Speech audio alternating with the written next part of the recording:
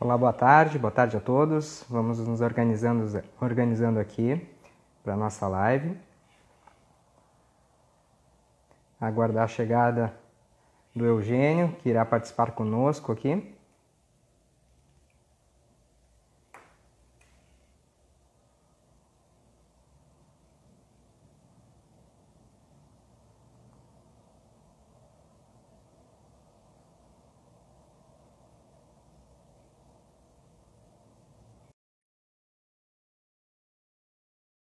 Estamos aguardando a conexão com o Eugênio, a nossa live da BRH.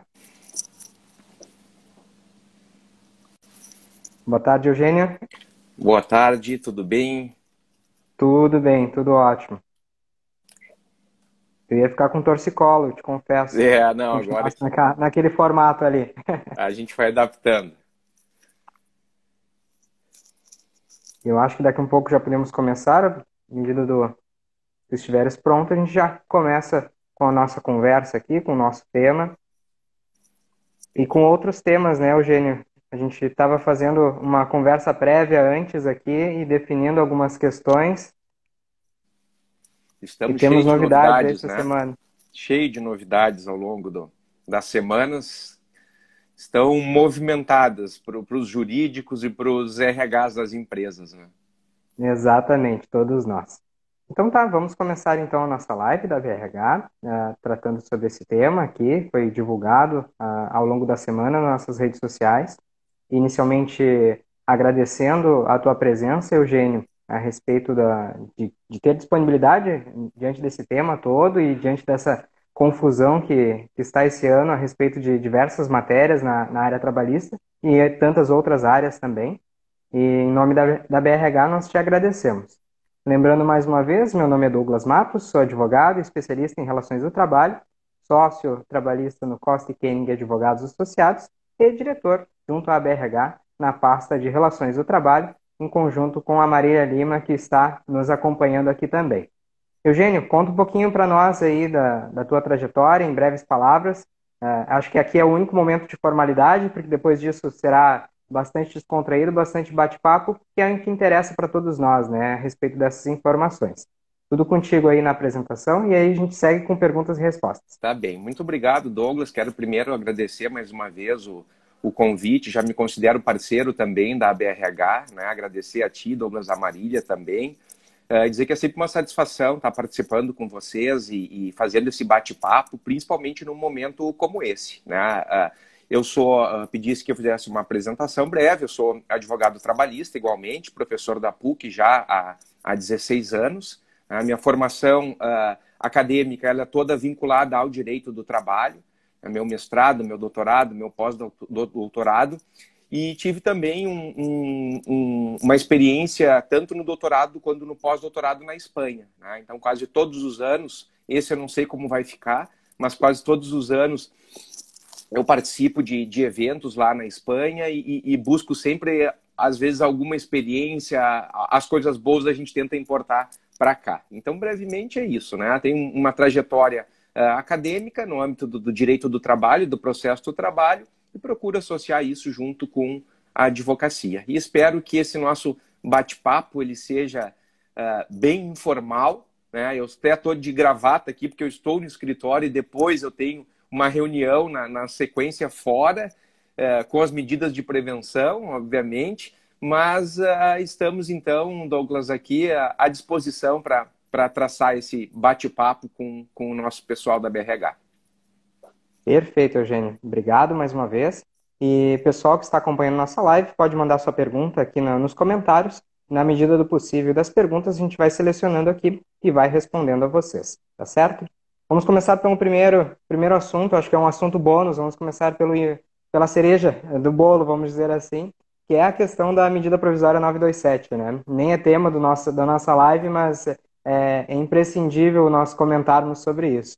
Eugênio, caducou no domingo, né? A medida provisória 927 trouxe aí algumas alterações no cotidiano, né, do trabalho. Eu gostaria de perguntar para ti, o que objetivamente mudou a respeito de caducar, então, a medida provisória 927. Perfeito, Douglas. Muito obrigado. Estou vendo que o pessoal está entrando bastante, uma audiência bem qualificada, gente de outras cidades, lá de Tramandaí, o Arthur, vou mandar um abraço para ele. Agora o professor Rodrigo Galia também entrou. Então estamos com uma audiência, Douglas, bem qualificada. Temos uma Super responsabilidade grande. qualificada.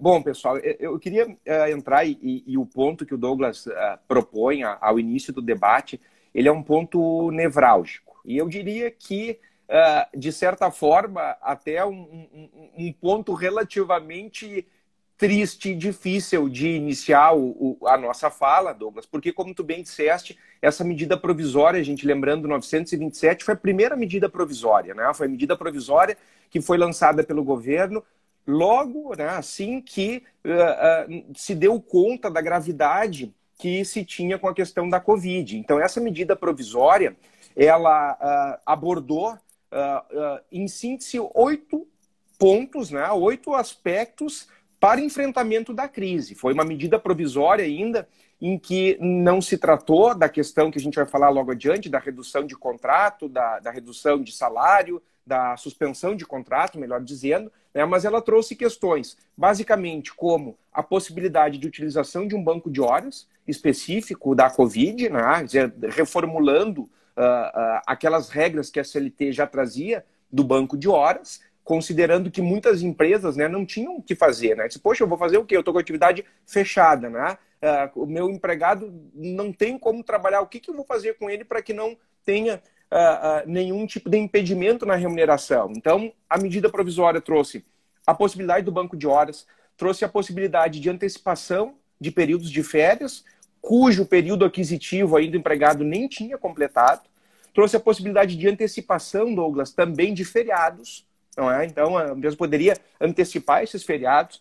Trouxe a possibilidade de pagamento diferido do FGTS, uma possibilidade de parcelamento do FGTS. Né? Trouxe abrandamento de normas sobre medicina e segurança do trabalho, como a realização de exame demissional para aquele empregado que tinha já realizado algum exame ocupacional em 180 dias antes da dispensa. Então, se flexibilizou essa possibilidade, dentre outras medidas. E o que acontece? Como o próprio nome diz, e nossos espectadores aqui são qualificados, sabem disso, né? Uma medida provisória, ela precisa de uma posição do Congresso Nacional para ser convertida em lei, senão ela caduca.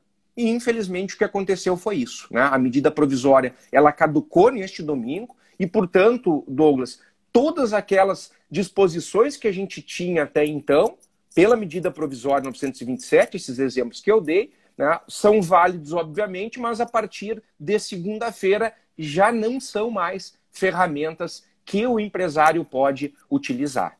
Então, em termos práticos, a gente pode dividir de duas formas. A primeira, convalida-se tudo que eu tinha utilizado dessas ferramentas até então, mas a partir de segunda-feira eu já não posso, a partir daqui, aplicar aquelas disposições de forma originária. E simplesmente, né, eu vou trabalhar residualmente naquelas situações que se iniciaram lá com a vigência na medida provisória 927. Só para ficar bem claro, pois não. Isso. Uhum. Não, e aí entra uma pergunta, né, Eugênio, e acho que vai ser o teu complemento aí nesse quesito. É a hora, então, de negociação coletiva, acordo coletivo de trabalho, acordos individuais, mesmo correndo risco? Ganha muito mais força, Douglas, principalmente as questões de negociação coletiva. Né? Então, questões que a gente não tinha uma margem diferente, como ocorre, por exemplo, com o sistema do banco de horas ou até mesmo do teletrabalho. Né? Por exemplo, com o banco de horas, a gente voltam as regras normais da CLT, que são basicamente aquelas em que, por acordo individual, o banco de horas eu posso fazer com o empregado período máximo de até 6 meses, lembrando que isso foi, né, uma novidade da reforma trabalhista lá em 2017, e tirando este período de até 6 meses, claro que observando aquela limitação de até 10 horas, né, nada disso muda, né, mas tirando a possibilidade de ajuste até 6 meses, eu só posso por negociação coletiva e pelo período máximo de 1 ano. Né? E o que a medida provisória fazia ela projetava para, além do período de calamidade pública, a possibilidade de compensar estas horas decorrentes do banco de horas especial. Então era um sistema de banco de horas, Douglas, mais ou menos invertido, né? Porque começava com o não trabalho para depois compensar com o trabalho. Altera um pouco aquela lógica que a gente está acostumado. Então, sem dúvida alguma, o que eu chamo atenção não é do pessoal que está nos assistindo é teletrabalho, por exemplo, diferença. Ela colocava tudo como sinônimo, né? Home office, trabalho em domicílio, teletrabalho. Que o desempregado está trabalhando em casa. Cuidado, cuidado. Celebração de teletrabalho, de home office a partir de agora, volta às regras estabelecidas lá no artigo 75 da CLT, né? Alterado pela reforma. Ali tem a letra E e outras alíneas. Ou seja, precisa de um ajuste com o trabalhador e eu preciso regulamentar com ele essas disposições a partir de então. Então é importante que quem já estava seja feito um aditivo contratual e que o empregado assine isso, e aí entendo aqui que neste momento ainda a gente pode continuar flexibilizando, mandando por e-mail, o aceite por e-mail, né, por um meio eletrônico, considerando a necessidade de isolamento, mas não tenho mais a flexibilidade como tinha a partir da medida provisória 927. Vale a mesma coisa para antecipação de férias, né? Aquela possibilidade que a gente tinha de pagamento das férias posterior à sua concessão, não, volta de novo, eu tenho que pagar 2 dias antes da fruição do período normal, com o terço constitucional, então isso volta à disposição, assim como era disciplinada, e como é disciplinado pela CLT. Isso é importante lembrar, né, Eugênio? E até eu trago aqui para os nossos telespectadores, vamos dizer assim, essa questão. O teletrabalho se popularizou com a medida provisória, mas ele não acabou, não se extinguiu com a medida provisória, pelo contrário, já existia essa previsão aí na CLT, né, Eugênio? Exato, bem lembrado, Douglas, porque às vezes, né, gente, e com esse mundo de informações, são informações que não param, né? Às vezes a gente pega e retira de forma isolada da mídia, de um noticiário, alguma coisa. E como tu bem pontuaste, gente, a medida provisória, ela populariza e mais, ela abrandou as regras que se tinha já trazidas pela reforma trabalhista em 2017. Então, na verdade, a MP ela não cria, não traz de forma inovatória situações sobre o trabalho em domicílio. O que ela faz? Ela abranda. Né? Abranda disposições que foram basicamente aquilo que nós falamos, né? Possibilitava que esse ajuste fosse feito até mesmo depois, por e-mail, né? Possibilitava esse banco de horas, enfim. Ela trazia normas não novas, não é, mas específicas para o enfrentamento do período de pandemia. Então, permanece o regimento normal da CLT. Mando um abraço também para a professora Janete Deste, também, Douglas, aqui, né? Nossa querida juíza, professora, né, sempre assistindo e atenta aos eventos, né, por isso que a sapiência é diferenciada dessa mulher. Um abraço para a professora Janete. Que bacana, que bacana. E vamos para o segundo assunto polêmico também, né? A portaria 16655 Isso aí. do Ministério da Economia, tratando da questão dos 90 dias, né, Eugênio? A gente teve, pessoal, na semana passada, eu tenho brincado com os meus alunos e com o pessoal em geral que os advogados trabalhistas, imagino que vocês em casa também, tenham medo de acordar pela noite e se deparar com mais uma novidade, com uma medida provisória ou com uma portaria. Eu tenho dito isso brincando. E foi exatamente isso que aconteceu na semana passada, né? Até fazendo uma saudação aqui para a doutora Juliana Juruá, que acaba de ingressar também no nosso bate-papo. Mas nós tivemos, gente, além da conversão, né, da medida provisória 936, que a gente vai falar logo em seguida, então eu não quero antecipar aqui o debate, né, mas nós tivemos o decreto que a gente vai falar também, né, possibilitando a prorrogação dos prazos lá de suspensão, de alteração, né, e no dia 14 de julho da semana passada, esta portaria do Ministério da Economia, lembrando, né, que agora o Ministério da Economia ele contempla, ele agrega o Ministério do Trabalho, então a portaria leia-se Ministério do Trabalho, né, nosso antigo Ministério do Trabalho, né, abrandando, na verdade, uma regra que existia, não era na CLT, mas numa outra portaria do Ministério do Trabalho, no extinto Ministério do Trabalho, lá de 1992. E essa portaria antiga, o que ela dizia, Douglas? Ela presumia fraudulenta a recontratação de um empregado dispensado antes do período de 90 dias.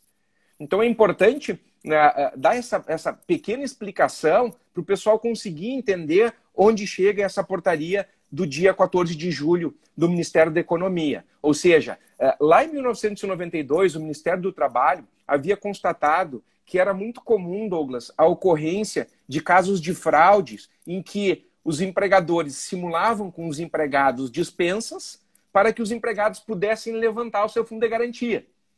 E com um contrato de trabalho, na verdade, de forma fática em vigor. Então, se fazia no plano formal essa dispensa e se recontratava, então, o trabalhador. Então, com o intuito de coibir essa fraude, que veio esta portaria lá em 1992, do Ministério do Trabalho, na oportunidade, dizendo que se presume fraudulenta, então, recontratar um trabalhador antes de 90 dias depois da sua dispensa.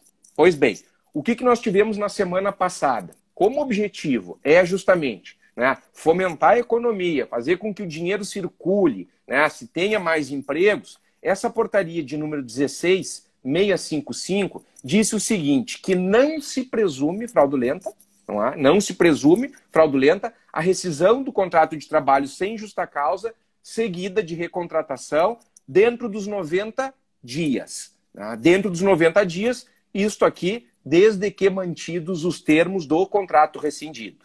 E é bom colocar isso de uma forma bem prática, porque tem gente aí vendendo o Douglas solução milagrosa, né? E por Não isso existe, a gente sabe não bem, existe, né? Não existe. E por isso o importante papel, né, da BRH, dos serviços que são oferecidos para esclarecer para o nosso ouvinte, né? Gente que não é nenhuma fórmula mágica. Então tem empresa dizendo, bom, como eu tenho alguns limites para negociação coletiva, para alteração lesiva do contrato de trabalho, maravilha. Então, agora eu mando embora e amanhã contrato com salário pela metade, sem determinadas condições. Então é muito importante porque a portaria ela é composta de 2 únicos artigos, né? Sendo que um deles é que entra em vigor no momento da sua publicação. Então a gente tem um artigo propriamente dito. E neste artigo tem um parágrafo único que diz o seguinte, a recontratação que trata o caput só pode ocorrer em termos diversos do contrato rescindido quando houver previsão em instrumento coletivo. Então, aquele que acha, né, que pode, e sei que não é o caso, né, da maioria das empresas, mas às vezes até por uma informação que não é passada de forma correta, né, Douglas, ou uma assessoria que não é uma assessoria diligente, vai dizer, não, rescinde o contrato e recontrata amanhã com a metade do salário. Não é bem assim. Né? Então, a gente tem que ter cuidado com isso. Uma coisa que eu comento também com os meus clientes, porque nós dois atendemos empresas em escritórios distintos, mas o que a gente comenta sempre é essa pandemia, essa situação toda, ela vai passar, mas o passivo que vai gerar por atos incorretos ou por atos fora da legislação, isso vai ficar permanente. Então, tem que ter muita cautela, que nem toda a alternativa milagrosa, entre aspas, aí, vai trazer uma solução de médio e longo prazo. Pelo contrário, né? Vai gerar um perigo ainda maior, né? Perfeito. A conta ainda chega, né? A conta chega e um dia chega. E pessoal, principalmente pelo seguinte, né? Eu tenho participado em diversos grupos distintos, Douglas, na OAB, na PUC, na Academia Sul-Rio-Grandense de Direito do Trabalho, e nós todos, incluindo aqui membros do Ministério Público do Trabalho, juízes, embargadores, advogados, professores, né? E a gente tem muitas dúvidas sobre diversos aspectos. Né? Foi um período muito curto e de uma produção legislativa extremamente extensa. Né? A gente não consegue acompanhar tudo, é muita coisa.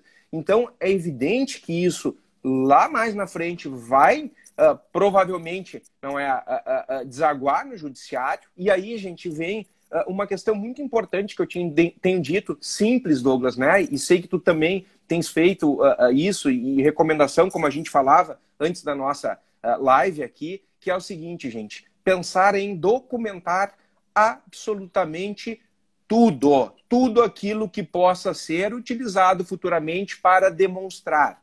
Por exemplo, aí tu me permite, Douglas, que eu quero fazer uma brecha já, embora não provocado sobre isso ainda, né? E tu me corta se eu estiver dando uma mistura aqui de Faustão com o Jô Soares, né? Que acaba monopolizando a conversa aqui. né? Eu Mas já é estou com a caneca aqui, né? com Então a tá tudo caneca, resolvido. que é o seguinte, o pessoal tem perguntado, por exemplo, como a gente conversava, Eugênio, que cuidados a gente tem que adotar, né, no nosso ambiente de trabalho, na nossa empresa, ou, no nosso caso, no nosso escritório de advocacia, né, doença ocupacional, caracteriza a doença ocupacional, não caracteriza... Todas essas questões que a gente debate, como tu bem disseste, futuramente podem aparecer em sede de uma ação trabalhista. E a gente precisa estar bem resguardado, digo a gente, RH, né, e escritório de advocacia para demonstrar isso. Então, por exemplo, vamos documentar, Douglas, as nossas medidas de segurança que estamos tomando no ambiente de trabalho. Né? Aqui no escritório, por exemplo, a gente documentou da seguinte forma: todos os protocolos que a gente criou dentro do escritório estão registrados. A gente fez um grupo de trabalho, a gente fez sistemas de rodízio, a gente tirou fotografia do ambiente de trabalho, né? Disponibilizamos equipamentos de proteção, álcool gel. Então, toda essa estrutura, né, é muito importante e não é custoso para nós documentarmos. Né? Então, fazer já uma espécie de arquivo em que se possa trazer este resguardo, né, para questões simples como essa, né, ou como nós falamos em outros casos, né, lá no âmbito da medida provisória 927, né, o documentar o pedido de antecipação de férias. Então, é trazer isso de uma maneira coerente, falando sobre o aspecto documental, para que isso possa ser utilizado como prova futuramente em necessitando. E mais do que isso, né, Eugênio? A preservação do principal valor que toda empresa tem e são as vidas humanas, né, Eugênio? Essa questão de preservar a vida por medidas e por investimentos, eu diria, em proteção, não é exagero, não é para bonito, pelo contrário, é para preservação e para melhor bem-estar, porque todos queremos estar aqui novamente, presencialmente, vamos dizer assim, lá na frente, e isso vai acontecer, né? Perfeito. E eu acho perfeitamente, e creio, Douglas, que vão sair desse momento de pandemia aquelas empresas que mais se preocuparam efetivamente com seus colaboradores, né? Que demonstraram uma preocupação efetiva, que tentaram adotar todas as medidas a fim de evitar as rescisões de contrato de trabalho. Né? Então, acho que Exatamente. sai mais forte essa empresa que demonstra essa preocupação, que demonstra alteridade, que demonstra a solidariedade com seus colaboradores. Né? Perfeito. Outro ponto importante aqui, a respeito da medida provisória, né, a 936, e a questão envolvendo o teto ali do seguro-desemprego, né, Eugênio? Nós estávamos trocando uma ideia sobre isso, até para nós esclarecermos de forma bem objetiva, porque temos outros assuntos ainda pela frente, né? Maravilha. Vamos lá, então. Bom, gente, o que nós tivemos, né? A gente falou antes daquela medida provisória 927, que foi a medida que caducou, que trazia essas regras, né? Então, e essa medida provisória, agora 936, foi a medida provisória que ela trouxe, basicamente, 3 situações. Né? Essa medida provisória 936, ela trouxe a possibilidade do pagamento que acabou sendo apelidado de bem, né? Um benefício emergencial, a possibilidade de redução proporcional de jornada e salário e suspensão temporária do contrato de trabalho. Essa medida provisória 936, que, né, o objetivo da nossa conversa e da nossa fala, o conteúdo fundamental, foi convertido na Lei 14.020. Né? Então, essa medida provisória, diferente da medida provisória 927, que a gente falou, já foi convertida em lei. Então, não se tem o risco aqui, Douglas, de que essa medida ela caduque porque houve o que não aconteceu com a medida provisória 927. Mas te respondendo objetivamente, né? Essas figuras, elas buscam a redução proporcional de jornada e de salário, assim como a suspensão temporária do contrato de trabalho, são mecanismos que foram trazidos por essa medida provisória 936, hoje Lei 14.020, como forma de preservação do emprego e da renda. E o que fez o governo? Ele entrou com a sua parte. Ou seja, o governo possibilitou que estas figuras da redução proporcional de salário e de jornada, juntamente com a suspensão do contrato de trabalho, fossem utilizadas mediante o pagamento que ele custeia, não é, deste chamado benefício emergencial. E aí, objetivamente, Douglas, a pergunta que fizeste, quer dizer, como é que funciona, qual é o valor deste benefício emergencial? O valor dele, gente, tem como base de cálculo o valor que o empregado teria do seguro-desemprego. Tá? Então, Eugênio, mas por que não fala o valor? Porque cada empregado, conforme o seu salário, conforme a sua realidade, terá direito, não é, a um cálculo das parcelas do seguro-desemprego. O que, no entanto, a gente pode colocar, Douglas, e talvez grande parte dos casos aqui das perguntas venham neste sentido, qual é o teto desse valor, gente, do benefício emergencial, né? É o teto do seguro-desemprego, que hoje o teto do seguro-desemprego ele fica, então, no valor de R$ 1.813. Esse é o teto do benefício emergencial. Isso aplica, por exemplo, a empregados, falando assim de uma forma bem simplória e genérica, né? Pessoas que têm salário acima de R$ 2.600, mais ou menos, elas já se enquadram nesse teto. Então, elas não receberão o benefício emergencial superior ao teto do valor do seguro-desemprego a que fariam jus. Muito importante o esclarecimento, Eugênio, a respeito disso, porque nós focamos em outras questões, mas esse é um ponto essencial, eu te diria, né? Vamos adiante aqui, uma das nossas perguntas convergiu aqui, que é a questão da estabilidade da gestante, Eugênio. Conta para nós aí dessa situação. Boa pergunta, boa pergunta. A estabilidade da gestante, gente, foi um dos pontos que a conversão da medida provisória 936 na Lei 14.020 resolveu. Né? Porque antes da Lei 14.020, a medida provisória ela não dizia absolutamente nada em relação à estabilidade da gestante. Só para que as pessoas possam entender, Douglas. A gente está falando de duas coisas distintas. Tá? Uma coisa é a estabilidade, eu particularmente não gosto do nome, porque é uma garantia de emprego, né? Uma garantia provisória. Quer dizer, a pessoa não pode ser dispensada pelo fato o empregador ter utilizado destes programas do governo. Então, como eu disse lá no início da minha fala, né, o objetivo é a preservação do emprego e da renda. Então, eu, empregador, por estar utilizando este benefício do governo, eu também tenho a minha parcela de contribuição nisso. E uma das minhas parcelas de contribuição é justamente de que, uma vez eu aderindo à redução proporcional de salário e jornada ou à suspensão do contrato de trabalho, a medida provisória, agora convertida em lei, diz o seguinte: este trabalhador que foi beneficiário, ele não pode ser despedido por todo o período em que ele está usufruindo do benefício. Então, falando, Douglas, de forma prática, eu estou com uma suspensão do contrato de trabalho de 60 dias. Então, eu, empregado, não posso ser dispensado ao longo desses 60 dias, mais o período a partir do restabelecimento desta condição. Ou seja, mais o mesmo período que eu utilizei do benefício. Então, se foram 60 dias de contrato, eu volto da minha suspensão do contrato e não posso sofrer uma dispensa imotivada nos próximos 60 dias. E o mesmo vale também para redução, né, Douglas? Exato, exato. Até porque é uma premissa básica para nós que operamos isso, que a suspensão do contrato, de fato, suspende. Então, nós paramos por aí e depois nós continuamos, né, Eugênio? Perfeito. E vale também para a redução, né? Quer dizer, se tive a redução de salário por 90 dias, a redução proporcional de jornada e de salário, quando cessada ou restabelecidas, melhor dizendo, as minhas condições normal, esses 90 dias se projetam para efeito de garantia de emprego. Então, eu, independentemente, vejam que eu não estou nem falando de gestante ainda, né? Estou dizendo de qualquer trabalhador que utilizou deste benefício. E aí tu vai se perguntar, ou o pessoal pode estar se perguntando, né? Mas onde é que está a gestante nessa história e por que toda essa explicação? Né? O que os doutores estão fazendo e por que eles não são tão objetivos? Para compreender onde a gente vai chegar. Porque a empregada gestante, Douglas, independente de pandemia, de qualquer coisa, a Constituição ela estabelece uma garantia de emprego desde o momento da confirmação da gravidez até 5 meses após o parto. Né? Então, essa empregada, e repito aqui, né, independentemente de período de pandemia, ela tem garantia de emprego, ela não pode ser dispensada sem justa causa desde a confirmação da gravidez até 5 meses após o parto.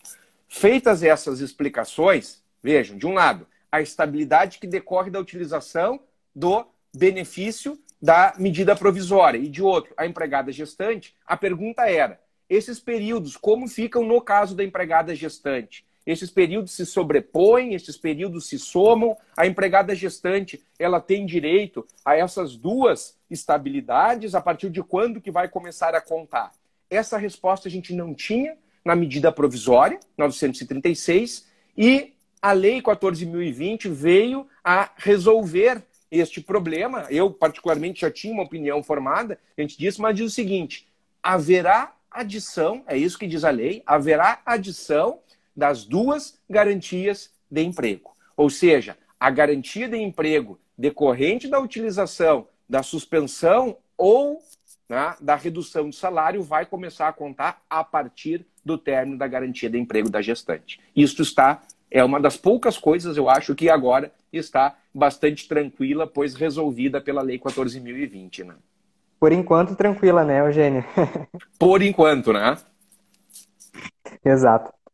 Então, nesse caso aí, então, nós temos esse esclarecimento muito importante, e acho que era uma dúvida bem generalizada a respeito desse É tema. verdade. E vamos adiante aqui para tratar do decreto 422. Estou certo de número? Porque são tantos números que até me esqueço. São tantos... 10422, o 10422, decreto. legislação. Isso aí, perfeito, perfeito. 10422. E os números são nós parecidos, né? Porque a lei é são parecidos. 14.020, o decreto é 10422, né? Então... Até pegando um gancho na tua fala ali a respeito de tantas medidas e tantos decretos, né? Eu lembro que tu comentou numa outra oportunidade que tá com medo de, na madrugada, abrir a geladeira e sair uma medida provisória, né? Ou um decreto ou uma portaria, Ou, né? ou uma recomendação também do Ministério do Trabalho. Eu fui agraciado em outubro com minha primeira filha, né? Então, eu tenho mais medo de acordar de noite, não é de ver o choro da Eva, eu tenho mais medo de ter uma medida provisória nova ou um decreto, para ter uma ideia de como está a coisa, né? E nesses últimos dias saíram em conjunto, né? Exatamente. Bom, vamos lá então, Douglas, que a gente tem pouco tempo e bastante coisa para esclarecer, mas vale a pena descontrair um pouco nesses dias que andam bem pesados para nós todos, né? Então é importante também ter, dentro do possível, um pouquinho de humor, né, na situação. Vamos lá. Depois eu vi aqui Souto, aqui eu acho que é Elis, não sei, tem. Souto pergunta da dispensa do empregado com deficiência. Não te esquece depois. Vamos chegar lá. Gente sanar daí a dúvida, tá? Bom, mas perfeito, gente, olha só. Anotado. Que situação importante a gente trouxe essa com o decreto. Vejam só. A medida provisória 936, que foi convertida em lei agora, ela trazia a possibilidade, não é, da utilização do Instituto da redução proporcional de salário de jornada pelo período máximo de 90 dias. Suspensão do contrato de trabalho pelo período máximo de 60 dias. Isto era a situação que a gente tinha até a semana passada, né? Estamos falando de uma conversão de lei que foi publicada no dia 7 de julho, né? 7 de julho, que não alterou nada em termos de prazo da medida provisória. E aí uma das situações que as pessoas perguntavam bastante, Eugênio, mas como é que funciona? Eu posso somar 90 dias de redução com mais 60 dias de suspensão do contrato? Não, gente, né? E o limite era 90 dias no total. Então, para aquelas empresas que tinham utilizado 60 de suspensão, poderiam utilizar só mais 30 de redução proporcional de jornada e de salário. Então, a Lei 14.020, que converte a medida provisória, ela mantém essa disposição, ela ratifica esses períodos, né? Repito, 90 de redução proporcional de jornada e de salário e 60 de suspensão. E diz o seguinte, que estes prazos poderão ser prorrogados por decreto presidencial. Então, o que acontece? Nós tivemos já uma deixa e ficamos esperando, né? Poxa, saiu dia 7 de julho, não é, Douglas, a conversão da lei na medida provisória, a gente ficou assim, né? E agora? Quantos dias eu posso prorrogar? As empresas já perguntando, digo, espera, porque a lei não prorrogou. A lei, ela simplesmente converteu a medida provisória e disse o seguinte, poderá ser prorrogado por decreto do presidente. Então, faltava o decreto e até o dia 7 de julho nada mudou. Permanecia a mesma regra do 90 dias de redução e 60 dias de suspensão. Pois bem, aí é que chega, então, o dia 13 de julho. E no dia 13 de julho surge, então, o tal decreto 10.422, 10422, que traz, então, esta prorrogação deste prazo que a medida provisória colocava que seria possível de prorrogar. Então, o que traz o decreto em termos bem práticos para que o nosso espectador possa compreender com bastante clareza? Diz assim, Douglas, o decreto, que o prazo de 90 dias da redução poderá ser prorrogado por mais 30. Totalizando quanto? 120 dias. Portanto, se eu, empresa, já tinha utilizado os 90 dias lá por força, quando saiu a medida provisória 936, eu poderei prorrogar por mais 30 dias apenas, porque deve observar a limitação dos 120 dias. Isso em relação à redução proporcional de jornada e de salário. Sobre a suspensão do contrato, Douglas, o que disciplinou o decreto? Disse o seguinte, que a suspensão desses 60 dias, prevista na lei, poderá ser prorrogada por mais 60 dias, totalizando os 120 dias. Portanto, da mesma forma que eu exemplifiquei com a redução proporcional da jornada de salário. Se antes, na medida provisória, eu já havia utilizado 60 dias de suspensão, a partir de agora eu posso prorrogar por mais 60 no total de 100.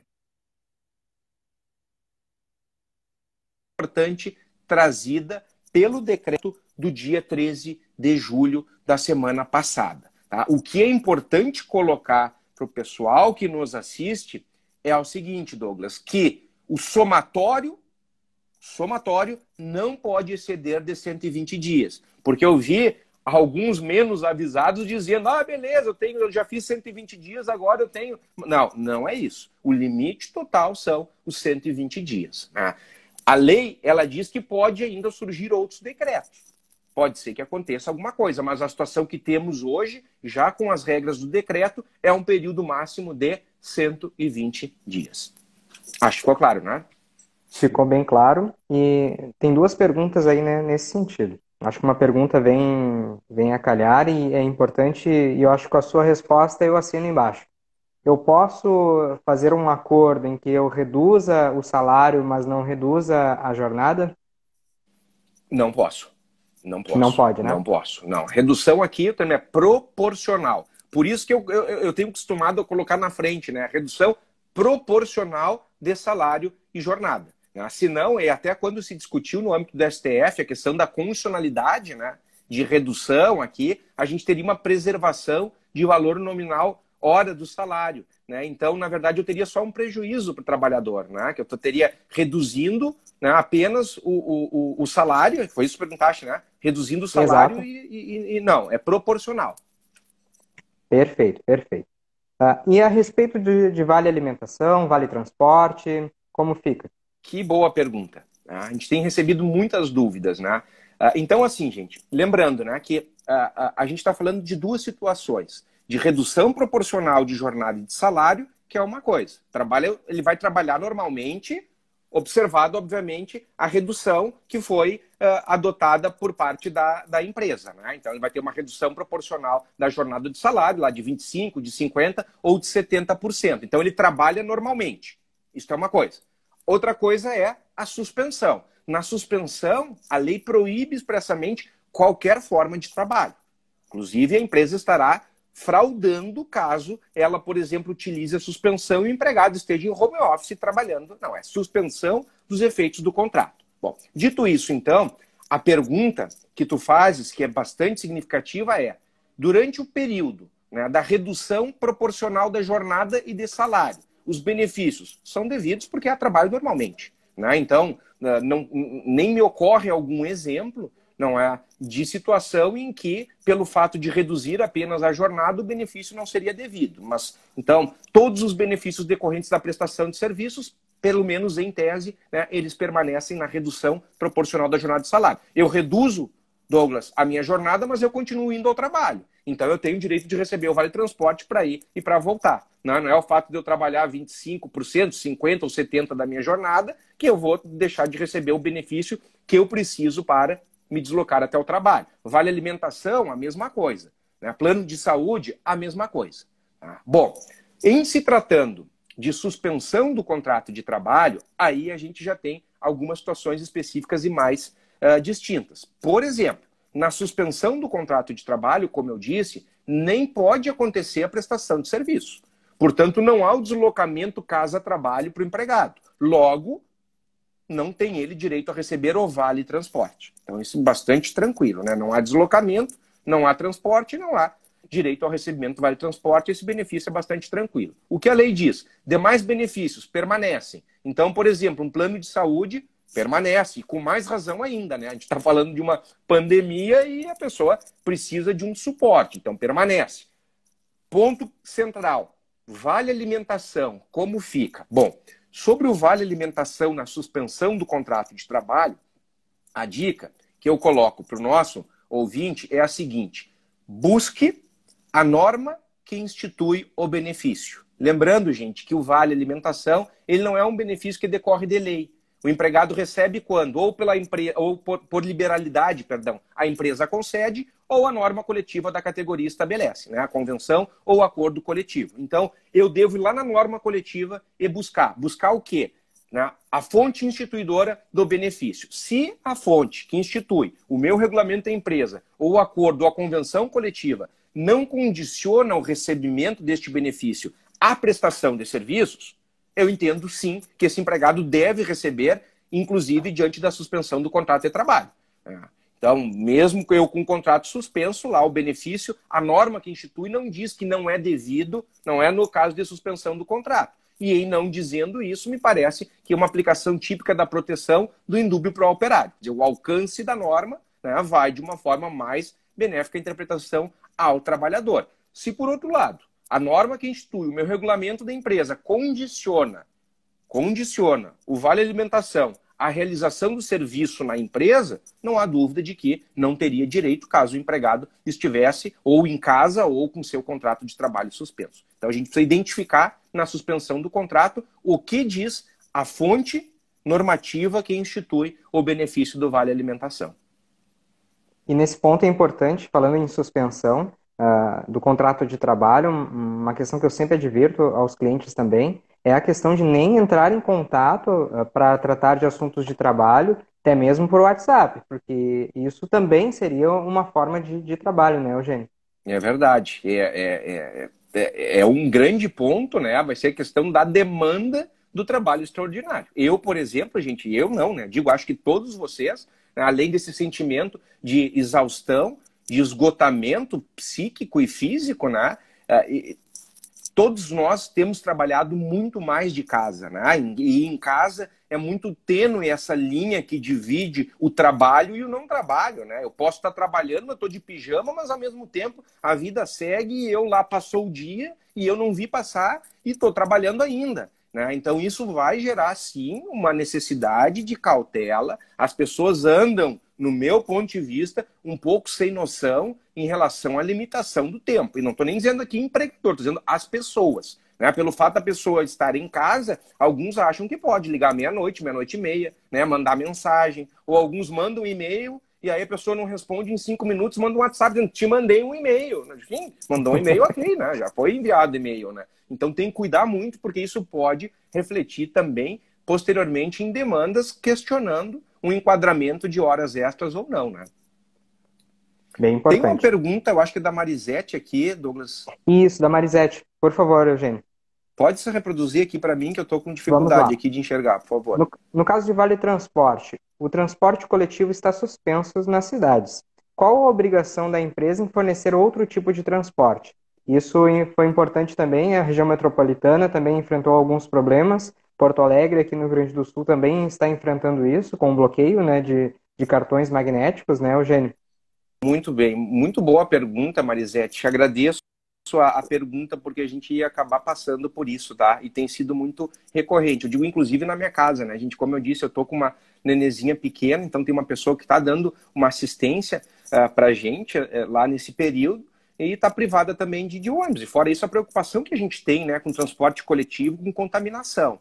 Então, o que acontece aqui? Me parece, Marisete, que vai aqui muito uma política de bom senso e de razoabilidade. E o empregador pode utilizar alguns mecanismos para essa política de razoabilidade. Tá? Ou seja, pagar, por exemplo, né? Não tenho como pegar o transporte, eu não sou obrigado em relação a esse dia, preencher o cartão TRI ou TEU do meu empregado, conforme o caso. Mas, por exemplo, como a pessoa vai trabalhar? Né? Eu não posso transferir o ônus para o trabalhador, da mesma forma que eu suporto, né, empregador, o ônus da atividade econômica, quer dizer, eu não posso transferir isso para o meu trabalhador.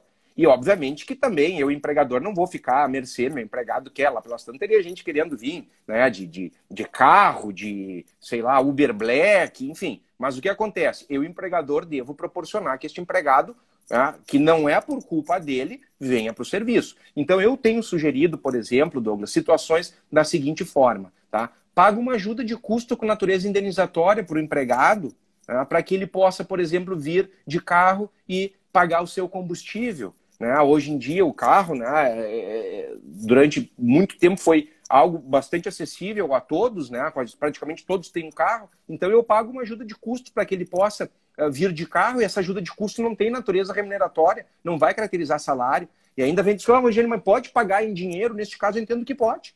Pode pagar em dinheiro, eu faço um recibo, digo que é título de ajuda de custo para o combustível, coloco nisso no documento que é uma situação de pandemia, não tem problema nenhum. Outros casos, por exemplo, né, aplicativos de transporte, né, para nossa funcionária lá, a gente tem, nos dias que ela vem, né, chamado o aplicativo de transporte para ela vir, para voltar. Tem horários mais flexíveis de trabalho, com tarifas que são mais brandas também, né? Então a gente não pode transferir, Marisete, o risco da atividade econômica para o empregado. Eu não posso penalizar esse empregado porque ele está impedido de trabalhar. Né? E obviamente que eu, empregador, ao mesmo tempo que eu não tenho culpa disso também, eu sou igualmente penalizado, mas os riscos da atividade econômica são meus e não do trabalhador. Perfeito, Eugênio. E até colaborando aqui também, eu acho que vai ter uma segunda edição da nossa live, porque a quantidade de perguntas que nós temos aqui são bastantes. E Que desde bacana. já nós já pedimos desculpa por não responder todas as perguntas de vocês, mas já fica o convite, Eugênio, aí para a gente programar uma segunda edição do nosso encontro. De Tá duas, certo? uma, né? Ou a nossa live está muito confusa, ou está muito interessante. Tomara que seja a segunda, né? É a segunda opção, com certeza. Vamos falar dos empregados portadores de deficiência, ou os Vamos PCDs, lá. melhor dizendo. Vamos. Eu vi que tinha uma pergunta, só me passou aqui, eu não vi quem fez a pergunta. Foram duas perguntas, na verdade, que eu já vi aqui sobre os trabalhadores com deficiência, tá? Foi a Aninha Barbosa, foi quem nos comentou aqui. Ah, muito bem. Obrigado aqui A Solange Azambuja, nossa Azambuja. vice-presidente da Obrigado, BRH, está Solange, participando. pela Muito obrigado, Solange. gestão, né, e pelo trabalho desenvolvido na BRH. Mas vamos lá. Douglas, sobre os PCDs, tá? Muito boa pergunta, porque ela traz de novo uma certa confusão, exemplo daquilo que a gente tinha falado com a estabilidade da gestante. Né? Porque a gente está falando de estabilidade distintas. Uma estabilidade era a de utilizar a suspensão e a redução aplicável a todos, outra a estabilidade da gestante. Aqui no caso dos PCDs, qual foi a confusão que se trouxe? Tá? Primeiro o seguinte, caiu de paraquedas, literalmente, a questão dos PCDs, porque a medida provisória não trazia absolutamente nada disso. Né? Então, via de regra, a medida provisória ela é convertida em lei, então aqueles aspectos que foram objeto, e este não foi. E o que traz a lei em relação a isso? Diz o seguinte, veda a dispensa sem justa causa do empregado com deficiência durante o período de calamidade pública, o que está estabelecido, né, lá até 31 de dezembro de 2020. Tá? Então, o que é importante e as pessoas têm confundido? Tá? A lei previdenciária, a lei 8.213, salvo engano, lá no artigo 93 da lei, no parágrafo 1º, dizia o seguinte, e aqui, gente, deixem de lado por hora a questão da pandemia, tá? Então, trazia, como todos vocês sabem, as empresas aqui que têm a necessidade de cotas de pessoas com deficiência, de trabalhadores com deficiência, sabe que esta lei, no seu artigo 93, estabelecia, antes mesmo de pandemia, não é, e estabelece que a dispensa imotivada de uma pessoa com deficiência, não é, contratada para cota de pessoa com deficiência, ela somente é possível no contrato por tempo indeterminado com a contratação prévia de um substituto. Então, se criava uma proteção legal ao trabalhador com deficiência no sentido de impedir o empregador de dispensar este trabalhador sem antes contratar uma pessoa com deficiência para aquela mesma vaga. Né? E mesma vaga aqui, discussão já superada, não precisa ser para a mesma atividade, não precisava ser o mesmo tipo de deficiência. Quer dizer, uma outra pessoa em condição de deficiência. E o que traz agora, então, a Lei 14.020? Uma proibição, uma vedação. Né? Então, eu entendo, e de novo eu digo, né, que às vezes a gente tem aqui entendimentos distintos, conforme eu já vi em vários grupos nossos de discussão. Mas eu entendo, então, que, conforme estabelecido agora por esta lei, durante o Estado, eu não posso dispensar a pessoa com deficiência. Então, isso é bem importante para não confundir as coisas. Ah, mas pode contratar. Não, aqui está dito de forma bem clara. Fica vedada a dispensa sem justa causa da pessoa com deficiência. Claro que há algumas questões que permitem interpretações, mas outras nem tanto, como este caso. E é o meu posicionamento também a respeito dessa assim? matéria, Jane, né? Sim. Perfeito. Estamos alinhados. Vamos então. adiante aqui.